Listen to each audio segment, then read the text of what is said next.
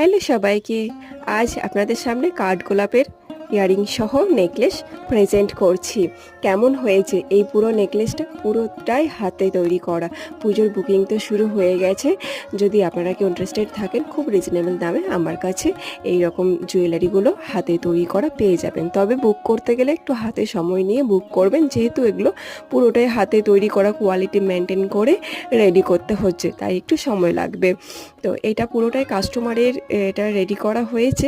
এবার আপনারা বলুন তো, আপনাদের কাছে একটু সাজেস্ট নিতে চাইছি যে এই রকম সিম্পল ভালো লাগবে, না নিচে একটু যদি ঝালর দিয়ে দিই কড়ির সাথে, তো ওটা কেমন লাগবে? তো আপনারা একটু আমাকে জানান তো, ঝালর দিয়ে বেশি ভালো লাগবে না ঝালর ছাড়া এটা বেশি ভালো লাগছে? তো আপনাদের উত্তরের অপেক্ষায় আমি রইলাম। তো চলুন, আজকের মতো টাটা।